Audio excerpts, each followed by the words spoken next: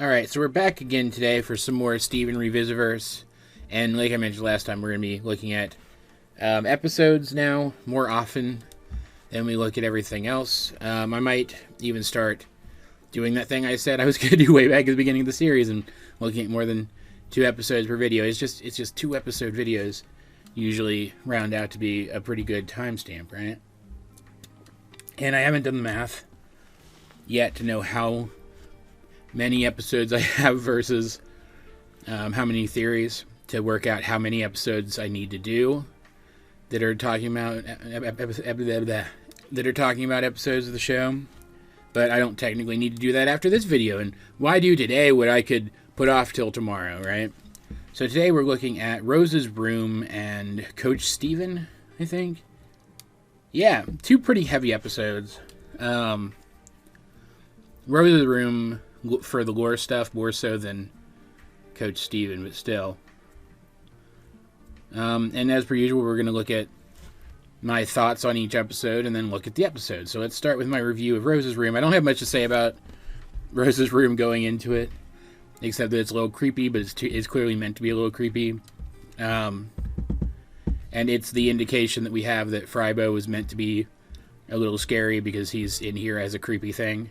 So let's just dig right into the review. Above and beyond my work here on the channel, it's just me. It kept me from doing everything that I would like to do. Giving an excuse for why I didn't do reviews for a week, but you know, nobody cared. Relegated, so I really want to wait and make sure I've gotten that completely right before I air it. Is the reason this is longer than usual because I this Saturday or Sunday give this a spiel at the beginning? That will disappointing. Rose's Room, the 19th episode of Steven Universe. This time. is the first episode that I feel like really succeeds in showing just how not so much dangerous but disturbing the idea of gem magic can actually be. We see. Why was I still calling it magic at this point? It was very clear at this point that it was technology. Was that just because that's the term they used for it in the show? I don't know. Just a brief aside. To get the labels off of them because I guess he didn't realize he could just take the labels off of them. Which is cute. Like, it's goofy that he didn't have that thought, but he's a child still at this point, more or less.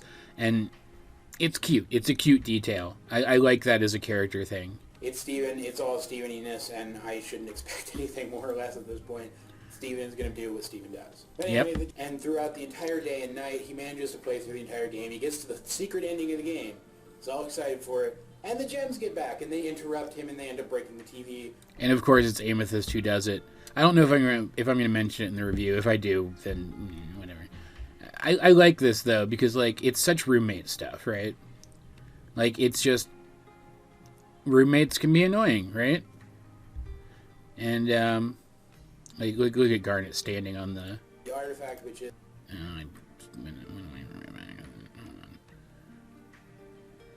Make you watch this whole segment. There we go. Look at her. Look at her standing on, what is that, like a side table or a dresser or something? It's funny. I never noticed that before. But this is just such roommate stuff. Like, Steven's room is literally an open section of their whole house. And, like, I'm sure when he was a kid, when he was a young kid, he thought that was just the coolest thing, because he got to be with his cool gem family all the time. But now, like he's gonna need his own space every once in a while. And yet they just come right into it. And, like, yeah, he literally wanted to go with them earlier. But that doesn't change the fact that they just butt right into his space like that. And they don't mean anything by it, but, like, it's like a teenager or even a preteen whose mom thinks she could just barge into his room whenever, right? It's kind of the same thing. I think it's framing it around, oh, my TV is going to get broken by a big sonic weapon thing. Like, it's one of the things this show does so well. It's outlandish and mundane all at the same time. Genuinely wants a place where he can go, where he can be away from everybody else. Yeah. And Rose's door opens for him to Rose's room. And Rose's room is so hard to describe. It's like, it is. Imagine a giant fairy world of clouds that you can mold into anything with just a thought, but it has all the potential to go bad as the holodeck from Star Trek. So not so hard to describe, because that's pretty much right on the money. Creates a TV with his mind that he can use to watch the secret ending to his video game. Do I talk about the little pink whale? Do I talk at all about the little pink whale that I think is possibly a manifestation of Rose's consciousness, or at least some aspect of it? Do I talk about that at all? I might need to do another theory on the little pink whale. I don't remember how much I've talked about the little pink whale. Objects in here are even less substantial, it seems, than the holographic bodies belonging to gems. Like, yeah, after you try to eat them, though, that's what's scary about it. He wants to leave. Up until you, like, try to consume one of them or something, they are just as solid as one of the gems, and that's what's scary about it. Like you could die to the stuff in here. Also, that's just straight up an N64. I thought they, like, for some reason, I thought they merged this with, like, another console when they put it in the show, but I was wrong. That's not important at all. Just an offhand observation. You get this kind of invasion of the body snatchers kind of vibe from them. They just don't seem like themselves. They behave incorrectly. How unsettling is that? That's so unsettling. I'm talking about episode stuff here, but, like, this might be another one where I don't actually have to watch through the episode. I'm still going to. It might be another one where I don't actually have to, because this is back when I used to stick basically the whole episode in my reviews, which I should not have done. I want to reiterate, I should not have done that. That was not free use. How unsettling is that? It's just so creepy. Seeing these characters that we've gotten to know, that we know Steven knows them well, acting so strangely when he's literally the only person around who can protect himself, like the gems are gone. It's just so freaky. And things just continue to get stranger and stranger as he walks through town. Like, even look at even the backgrounds look a little different. Maybe I'm reading too much into it, but don't the backgrounds look like they're, like, missing one of the effect layers they usually put over them? Not really doing anything that you would expect. Like, look at those stars. The starry sky backgrounds in the show usually have some, like, creative flair to them, and this is just a regular starscape. There's like no rhyme or reason to the placement of these stars at all. It looks artificial, but just subtly so, right? It's very well done. Expect them to do. Onion. I mean, Onion's scary anyway, but Onion. There, Connie's there, which she should be out of town at this point. And then things start glitching into each other. And it feels a lot like a video game when either you stumble upon a really creepy glitch or a really creepy glitch has been incorporated into the game to freak you out. Yeah. And Steven starts to lose it. People just start appearing randomly around him. They don't look right. They are actually using their distant models, which I thought was a really cool way of portraying that there was something not right. It is. It's such a nice touch. Up close. Very neat. And it's okay if we're going with a video game analogy here. Using their distant models is kind of like making it look like the distant models haven't loaded out. Like in a video game, like when you walk up to something and it looks all blurry and simplifies, it's because its distant model never loaded out in place of the up close detailed one. That's the kind of vibe it gives here. Very well done episode for the creep factor. And you can tie all of these instances to his subconscious going off. Connie's out of town right now, so he subconsciously wants her not to be, so she's there. He wants to leave, but subconsciously he doesn't want to, so the room creates the outside world for him as best it can and overwhelms itself. He starts to feel concerned about the strange behavior of the people, so more people start showing up for him to observe strange behavior in, because subconsciously he's trying to get to the bottom of what's going on. Or else it's reading as fear and reading it as a desire. I don't know. But, like, you could still trace it. You could still trace it logically. It just works. Neat animation technique. And then Steven, he kind of falls through the world. Yeah. Which is another video game thing. This is such a video game world. It's basically, what if you found out that you were the only real thing in a video game world, and that video game world started to glitch out? Because right now he looks like one of those big formless planes that exist beyond the game world in a big open world game. Like, even down to his feet kind of sinking through a little bit because the textures are higher than the mesh. It's very cool stuff. He ends up at his dad's car wash, and his dad... And then falling through the world and everything. His dad, it doesn't seem quite applicable to the situation, and then he just keeps giving advice over and over again and taking the same bite out of the donut. Even... I'm not going to have to watch the episode at this... Like, comment on the episode at this point. because I'm still commenting on the episode. Bringing his dad in like this and seeming like he's also real for just a second before pulling the rug back out from under him, because clearly the room pulled everything in and simplified things to make this scene for him because it could tell Steven needed this, right?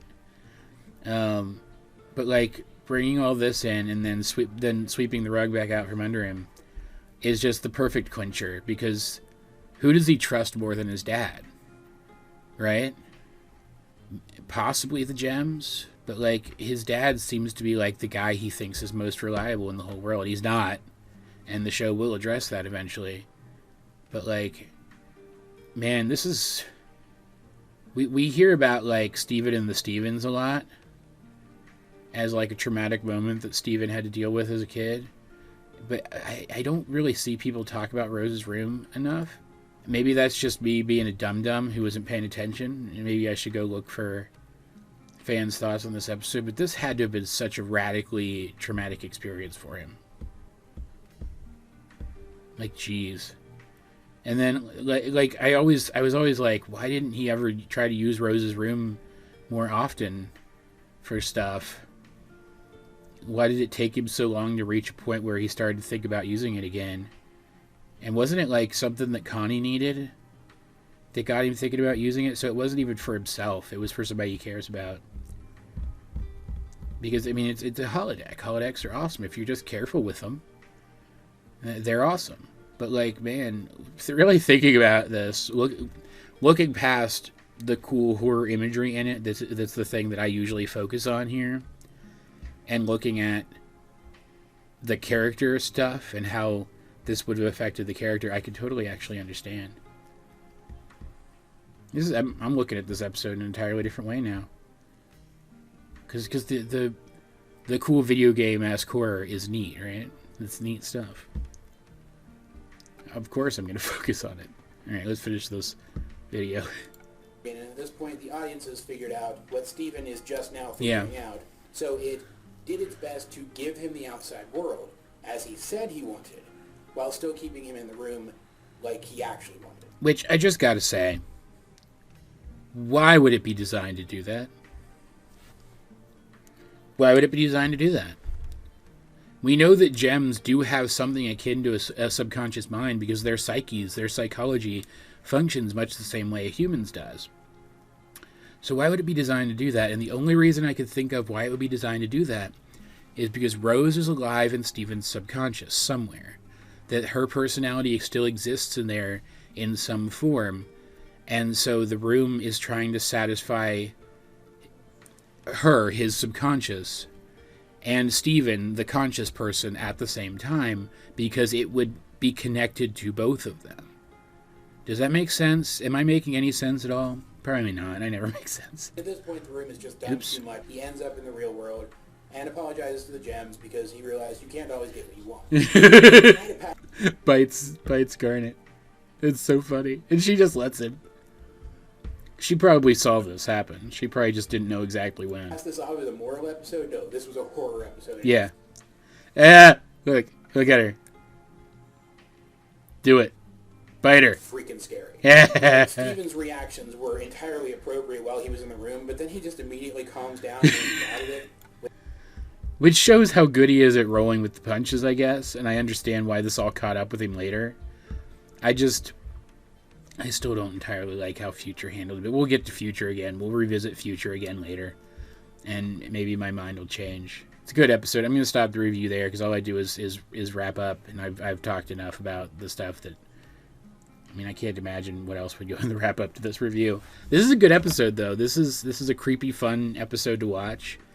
It also says interesting things about the character. It's interesting. I'll just let it run and see if I'm about to say this. I don't know. Probably the one complaint I have about this episode is that they try to give it a little kid-friendly bookend there at the end.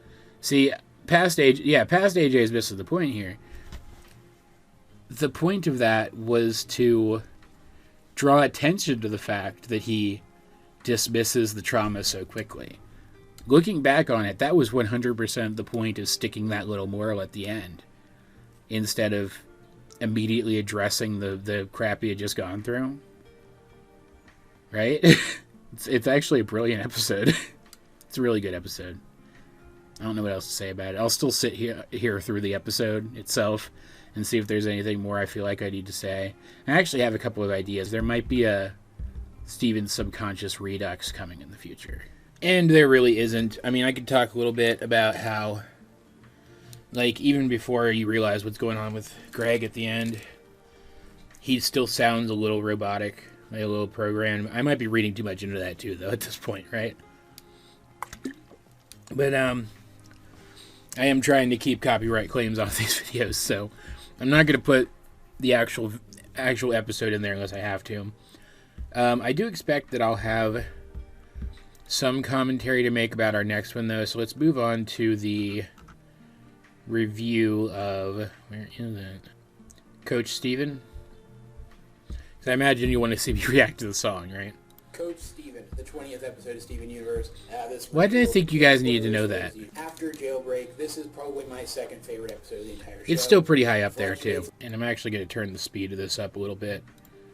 Just because I'm a little pressed for time today. More so than I thought I was going to be at this point. So, they fused together into Nicki Minaj and proceeded to... Like, okay, that's a joke. Because Nicki Minaj, she's pretty cool, right? But she is kind of loud and brash when she wants to be. And Sugilite is very loud and brash. And then she's voiced by Nicki Minaj. I don't know why I think that's that's not as nearly as clever a joke as I think it is.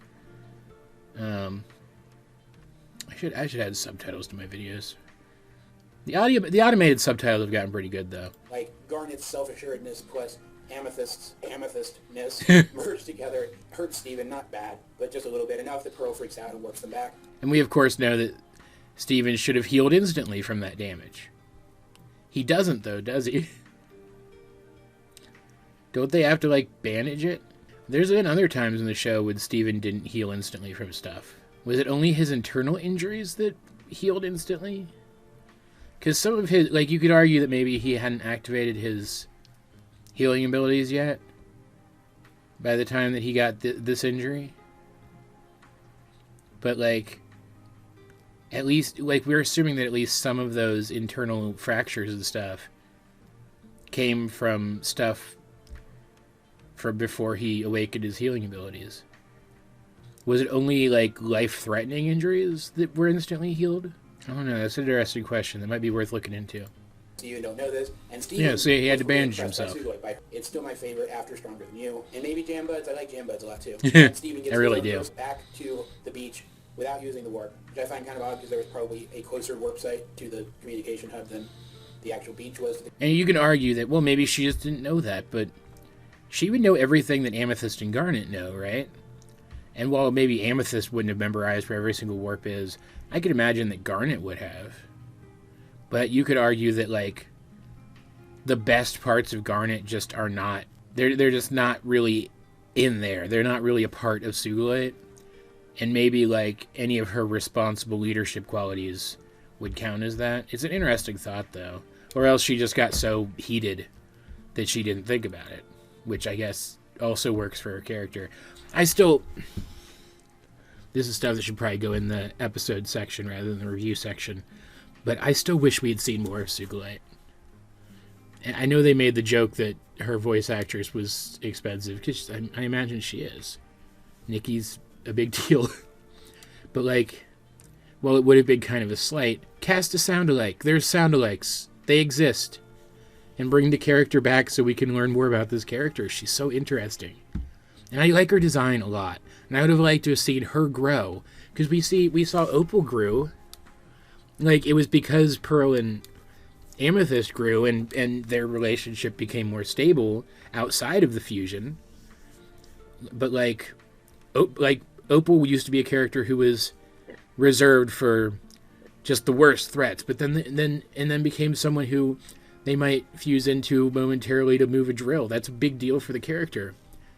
I would have liked to have seen something like that with Sugilite, and she was such a non-character that was never possible.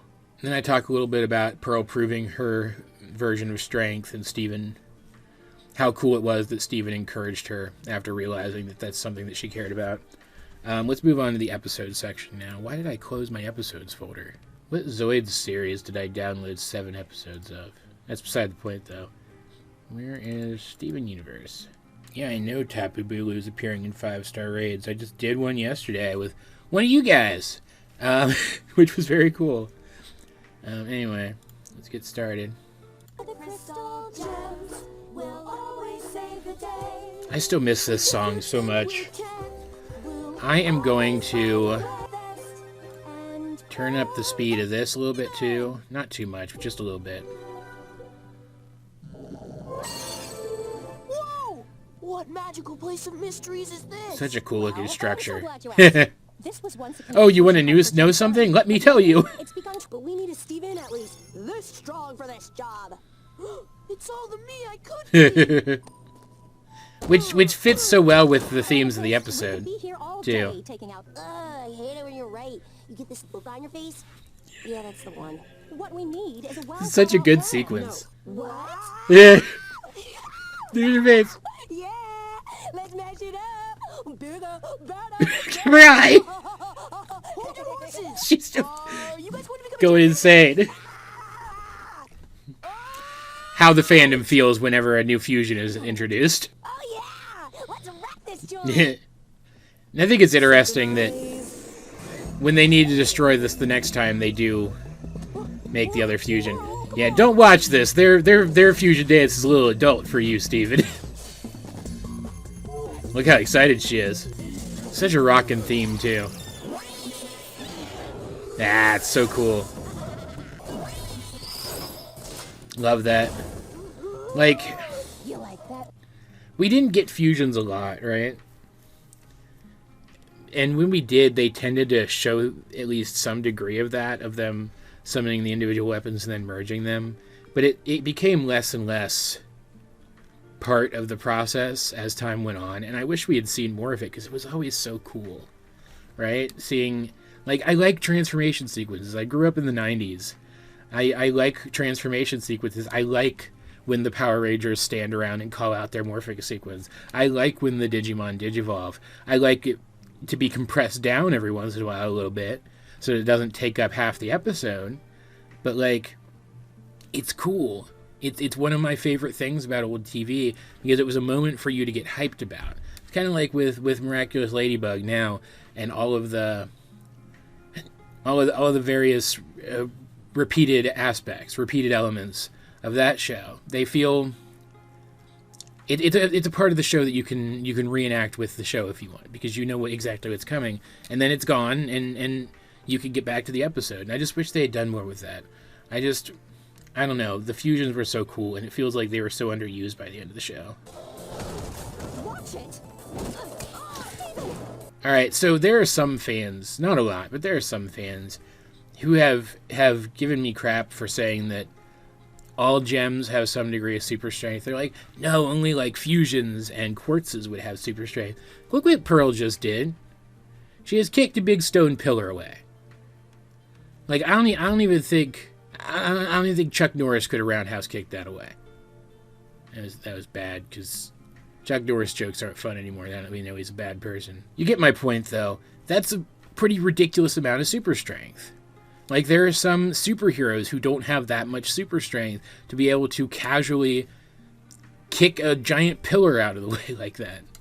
And there are still some people who say that Pearl doesn't have super strength. I just don't get that, man. Just a little battle damage from our last mission. Really? Steven trying to look badass just doesn't work. Yeah, see, little tiny cut. But, like, it doesn't heal immediately. I'm gonna have to do, like, a whole series analysis about this. Toughen. Hey, Pearl. Come to check out some buff studs? No. I Steven, I'm gonna get super strong, like Superlight. love Pearl's look there, because it says everything, even before she even starts to sing. She's happy for him that he's trying to get in better shape, but her expression turns sour the moment that he says, like, Sugilite, because he's emulating the wrong kind of strength, and I think it's just such a subtle detail. It's very cool. there are different ways of being strong. Yeah, because, like, we know gems can't alter their form much, but, like, they are simulations of a humanoid thing. So, like, some amount of their strength has to come from, like, the simulated muscles, right? Pearl could, without altering her frame too much, make herself physically stronger. That is a thing she could conceivably do, but she doesn't feel like she needs to, because she has a kind of strength that the others don't. And Steven's just, he's at a point in his development where I also just noticed, these must be the clothes he threw off when he changed into his badass Steven outfit and then his workout Steven outfit. I didn't even consider that before. Steven is still, he still looks at all of this like it's a game. He doesn't take it as seriously as he could, even though he wants to help them. He still sees it like, I don't know, a game isn't the best word. You get what I'm saying, though. And so he hasn't learned to look at his situation with that amount of nuance yet. And I don't know, I feel like maybe she could have tried harder to talk to him about it. But then the moment he realizes exactly what she's saying, he gets it. It's very interesting. It's a very interesting character dynamic. I love this song, too. Why do you have to look up to her? Aside from in a literal sense, don't you know? She's got a great voice. And can't you see that she's out of control and overzealous? Great word, too. I'm telling you for your own good and not because I could show you. It is a little bit. It is, though, a little bit. She is a little jealous, right?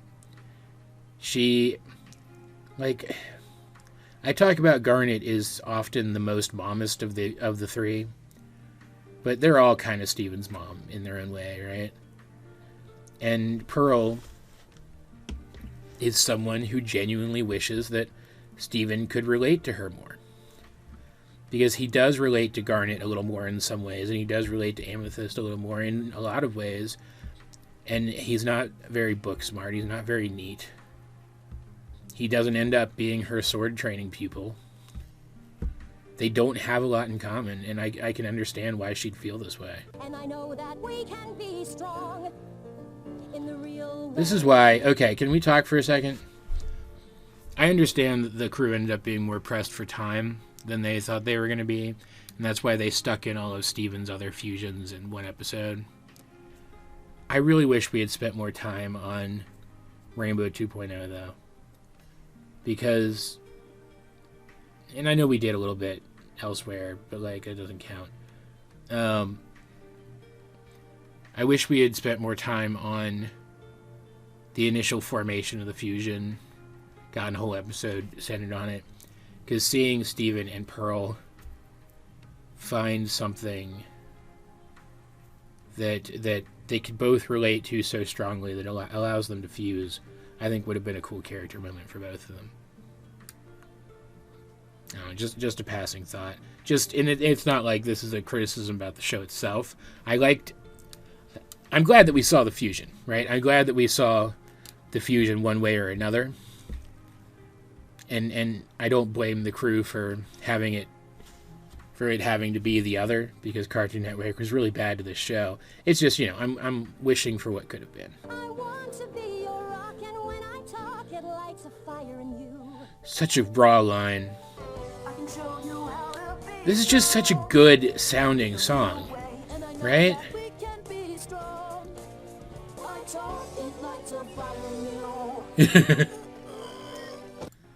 Which, like